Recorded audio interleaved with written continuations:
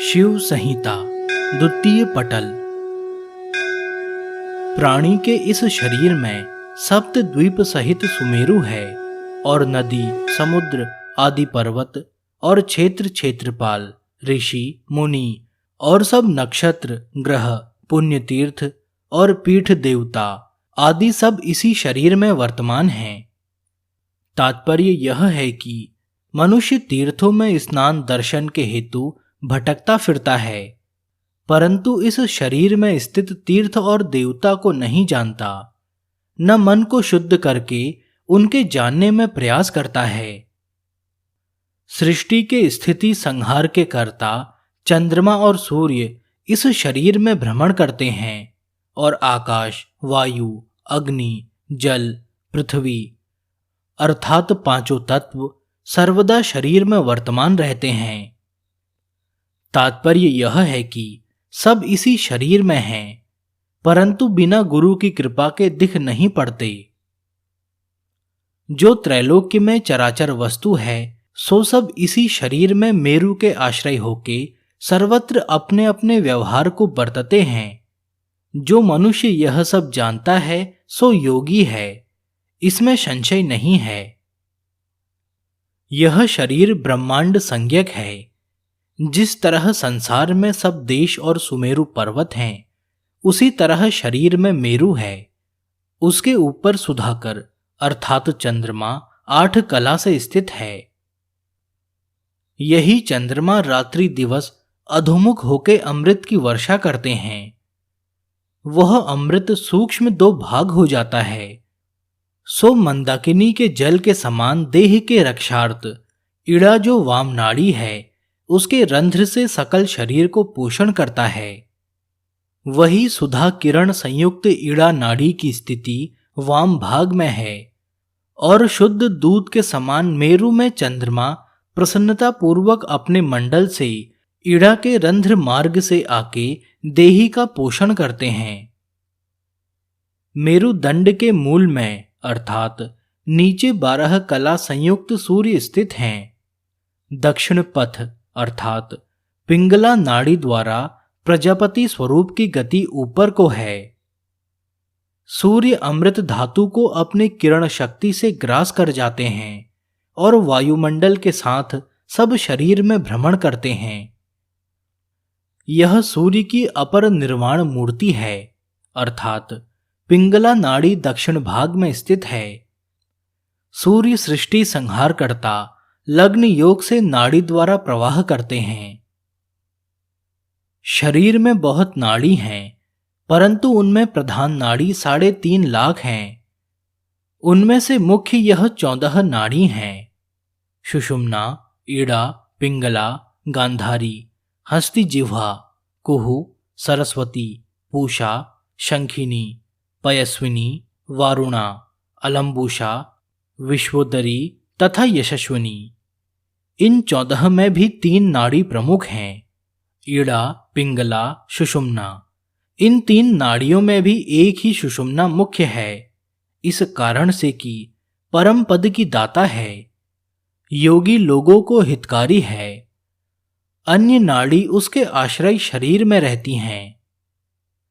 यह तीनों नाड़ी अधोवदना हैं, अर्थात नीचे को मुख कमल तंतु के सदृश है और चंद्र सूर्य अग्नि के समान है, अर्थात ईड़ा चंद्र रूप और पिंगला सूर्य रूप और सुषुम्ना अग्नि रूप है।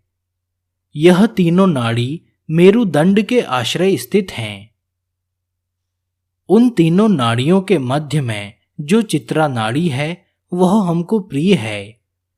उसी स्थान में बहुत सूक्ष्म ब्रह्म रंध्र शोभायमान है। वह चित्रा नाड़ी पंचवर्ण अति उज्ज्वल शुद्ध है और देह के उपाधि का कारण भी वही सुषुम्ना अंतर्गत अर्थात चित्रा नाड़ी है। तात्पर्य यह है कि आत्मस्वरूप वही है। यह मार्ग बहुत श्रेष्ठ, अमृत आनंद कारक, मुक्ति का दाता हमने कहा है, जिसके ध्यान मात्र से योगी लोगों के पाप का समूह नाश हो जाता है। गुदा से 2 अंगुल ऊपर और मेड से 2 अंगुल नीचे मध्य में 4 अंगुल विस्तार आधार पद्म है।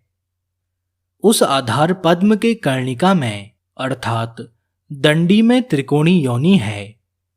यह योनि सब तंत्रों करके गोपित है, अर्थात इसके प्रकाश करने की आज्ञा किसी शास्त्र में नहीं है।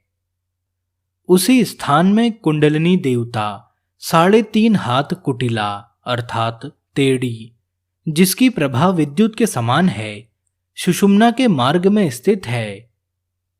यही कुंडलिनी जगत के बहुत प्रकार से उत्साहपूर्वक रचना करने की रूप है और वाग देवी है, अर्थात उसी से वाक्य का उच्चारण होता है। इस कुंडलिनी देवी को देवता लोग नमस्कार करते हैं।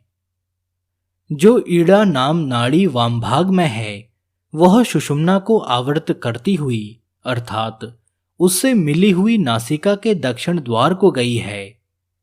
दक्षिण मार्ग में जो पिंगला नाड़ी है वह सुषुम्ना के आश्रय होके नासिका के वाम द्वार को गई है। ईड़ा पिंगला के मध्य में सुषुम्ना है।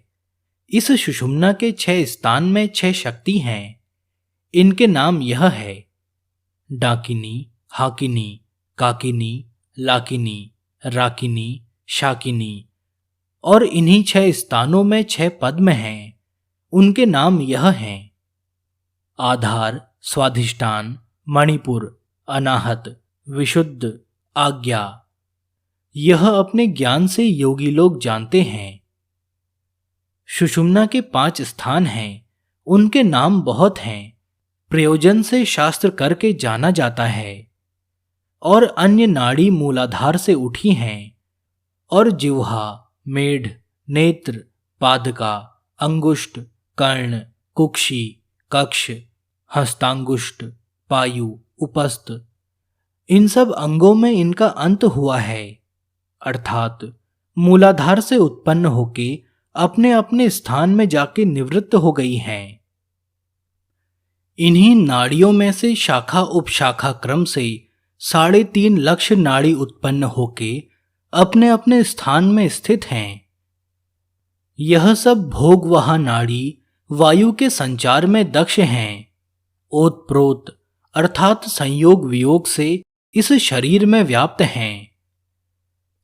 12 कला संयुक्त सूर्य मंडल के मध्य में प्रज्वलित अग्नि है। यह बस्ती देश में अन्न का पाचन करती है। वह वैश्वानर अग्नि हमारे तेज से उत्पन्न है। प्राणी के शरीर में स्थित होकर नाना प्रकार का पाक करती है। वह वैश्वानर अग्नि आयु, बल और पुष्टता और शरीर में कांति का देने वाला है और यावत रोगों को नाश करने वाला है।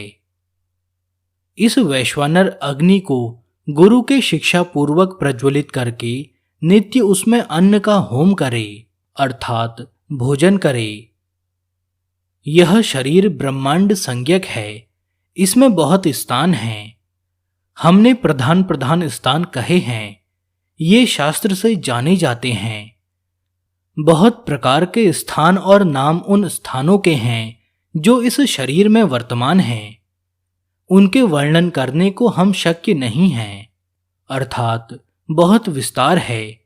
उसके कहने में व्यर्थ परिश्रम है। इसी तरह शरीर कल्पित है और जीव पूर्व वासना रूपी बेड़ी में फंस के माला की तरह घुमा करता है। जैसे ही जीव नाना प्रकार के गुण ग्रहण करता है और संसार में बहुत प्रकार के व्यापार करता है, यह सब पूर्व अर्जित शुभ अशुभ कर्म के फल भोगता है। जो जो शुभ अशुभ कर्म संसार में दिख पड़ता है वह सबका आदि कारण कर्म ही है। प्राणी मात्र अपने कर्म के अनुसार भोग भोगता है। जो जो काम, क्रोध आदि से सुख दुख होता है सो सब जीव के कर्म ही के अनुसार बरतता है। पुण्य कर्म के अनुष्ठान करने से प्राणी को सुख होता है और बाह्य वस्तु, श्रेष्ठ भोजन आदि नाना प्रकार की वस्तु आप ही मिल जाती है।